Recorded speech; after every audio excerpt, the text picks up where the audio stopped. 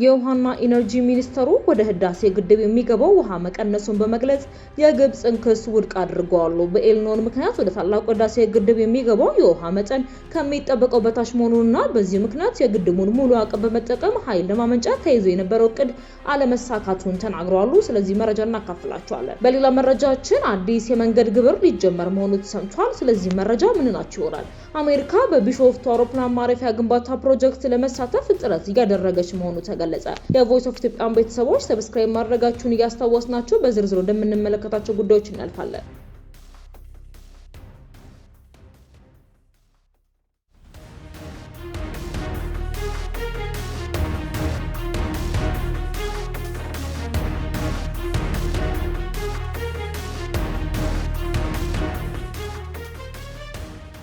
በኤልኖን ምክንያት ወደ ታላቁ ህዳሴ ግድብ የሚገባው የውሃ መጠን ከሚጠበቀው በታች መሆኑንና በዚሁ ምክንያት የግድቡ ሙሉ አቅም በመጠቀም ኃይል ለማመንጨት ተይዞ የነበረው እቅድ አለመሳካቱን የውሃና ኢነርጂ ሚኒስተር ዶክተር ሀብታሙ ኢተፋ ተናግረዋል። ሱዳን በኢትዮጵያ ላይ ክስ ያሰማችበት ኤሌክትሪክ ኃይል አቅርቦት የተቋረጠውም በሀገሪቱ ባለው ጦርነት መሰረተ ልማቱን ስላወደሙት እንደሆነም ገልጸዋል።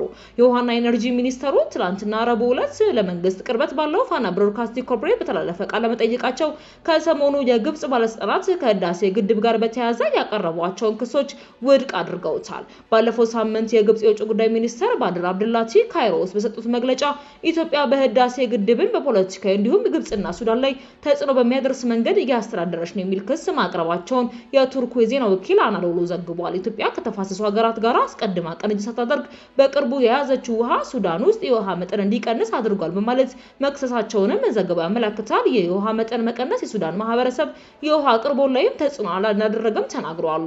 የውሃና ኢነርጂ ሚኒስተሩ ዶክተር ሀብታሙ በትናንትናው ቃለ መጠይቃቸው ይህንን የገለጹት የግብጽ ሰሞነኛውን ክስ አንስተዋል። ጎረቤት ሀገርን ይዘው የኢትዮጵያ ህዳሴ ግድብ ሱዳንን ጎድተዋል፣ እኛንም ውሃ ቀንሰውብናል የሚል ፕሮፓጋንዳ ይዘዋሉ ሲሉ ተናግረዋል። እነሱ ማን ነው ሱዳን ውስጥ ያሉ ግድቦችን ጠበቃ ሆነው እንዲቆሙ ያደረጋቸው ሲሉም ጠይቀዋል። የውሃና ኢነርጂ ሚኒስተሩ እንደሚያስረዱት ዘንድሮ በተለይም በምስራቅ አፍሪካ ሀገራት ላይ የዝናብ እጥረት እንደሚያስከትል በተተነበየበት ኤልኖን ምክንያት በኢትዮጵያ የተገኘው ከተጠበቀው በታች መሆኑ የዝናብ መጠን መሆኑን ገልጸዋል። በዚህ ዓመት በኢትዮጵያ በብዙም ዓለም ላይ የሌለውን ዘመን ነው የዝናብ መጠን ከተጠበቀው በታች ነው እየመጣ ያለው ያሉት ዶክተር ሀብታሙ በተለይም በአባይ ቤዚን ከሰሜን ምዕራብ አካባቢ የሚመጡ ወንዞች ላይ ለውጡ መታየቱን አስረድተዋል። የውሃና ኢነርጂ ሚኒስተሩ ምስራቅ አፍሪካ የገጠመ ያለው የዝናብ መዛባት ቀጥታ ተጽዕኖ ያለው በወንዞቻችን ላይ ነው ብለዋል። በዚህም ምክንያት 74 ቢሊዮን ሜትሪክ ውሃ መያዝ ያለበት ህዳሴ ግድብ የገባው የውሃ መጠን መቀነሱን ጠቁመው ወደ ህዳሴ ግድብ የውሃ መጠኑ ከሚጠበቀው በታች ነው ማለትም ነው። ስለዚህ የሚገባው ውሃ ከዛ በታች ከመጣ ከየትም ልናመጣ አንችልም ተፈጥሮ ስለሆነ ሲሉም ተናግረዋል። እንደ ዶክተር ሀብታሙ ገለጻ የውሃ መጠን መቀነስ ኢትዮጵያ በዚህ ዓመት ልታመነጭ የነበረው የኤሌክትሪክ ኃይል መጠን ዝቅ እንዲል አድርጓል። በዚህም ዓመት የህዳሴ ግድብ ሙሉ አቅም በመጠቀም እንዲሁም በአጠቃላይ 38 ጊጋዋት ኤሌክትሪክ ኃይል ለማመንጨት ታቅዶ እንደነበርም አስረድተዋል። ኢትዮጵያ ኤሌክትሪክ ኃይል ሽያጭ ከምታቀርብላቸው የምስራቅ አፍሪካ አንዱ ሀገሮች ሱዳን ስትሆን መንግስት በሀገሪቱ ባለው ጦርነት ምክንያት ያልተፈጸመ ክፍያ ቢኖርም ኃይሉን ኤክስፖርት ማድረጉ እንደቀጠለ ሲገልጽ ነበር። ግን ይሄ አቅርቦት መቋረጡን የጠቆሙ ዶክተር ሀብታሙ ምክንያቱ ግን የመሰረተ ልማቱን መሆኑንም አንስተዋል። ሱዳንና ከቅርብ ጊዜ ወዲህ እርስ በርሳቸው ሲዋጉ መሰረተ ልማቱን ስላወደሙ የተቋረጠባቸው እንዳለ ሆኖ ከኢትዮጵያ ነበረ ኃይል ሲያገኙ የነበሩት ማለታቸውንም አስረድተዋል። በሌላ መረጃችን አዲስ የመንገድ ግብር ሊጀመር ነው። የምጣኔ ሀብት ባለሙያ የሆኑት አቶ ዋሲሁን በላይ ይህ ግብር በተሽከርካሪ ባለቤቶች ላይ የሚጣል ሲሆን ተሽከርካሪዎቹ በመንግስት በተገነቡ መንገዶች ላይ ስለሚንቀሳቀሱ በየዓመቱ የሚከፍል ይሆናል ብለዋል። ይህም ከመደበኛው የተሽከርካሪ ዓመታዊ ምርመራ ወይንም ቦሎ ጋር ተያይዞ ሊመጣ የሚችል ግዴታ ነው። የምጣኔ ሀብት ባለሙያው እንደገለጹት ግብር አጠጣሉም እንደ ተሽከርካሪዎች አይነትና እንደሚያመነጩት ጭስ ወይንም ካርቦን ሊለያይ እንደሚችል ተናግረዋል።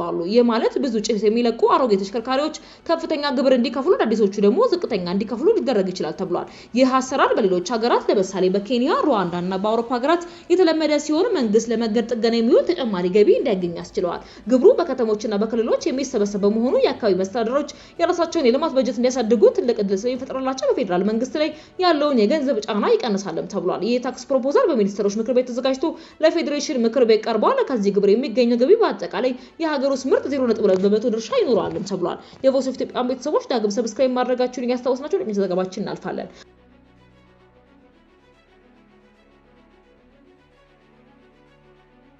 አሜሪካ በቢሾፍቱ አውሮፕላን ማረፊያ ግንባታ ፕሮጀክት ለመሳተፍ ጥረት እያደረገች መሆኑ ተገልጿል። የአሜሪካ መንግስት 12.5 ቢሊዮን ዶላር በጀት ተመድቦለት በኢትዮጵያ አየር መንገድ እየተገነባ በሚገኘው የቢሾፍቱ አውሮፕላን ማረፊያ ፕሮጀክት የአሜሪካ ኩባንያዎች እንዲሳተፉ ጥረት እያደረገ መሆኑ ተገልጿል። የአሜሪካ የንግድ መመሪያ የመካከለኛው ምስራቅና የአፍሪካ ምክትል ረዳት ጸሐፊ ማርክ ሚቼል በአዲስ አበባ በተካሄደው የአፍሪካ ሎጂስቲክስ እና ኮሚኒኬሽን ሲምፖዚየም ከኢትዮጵያ አየር መንገድ ኃላፊዎች ጋር መወያየታቸውን ተናግረዋል።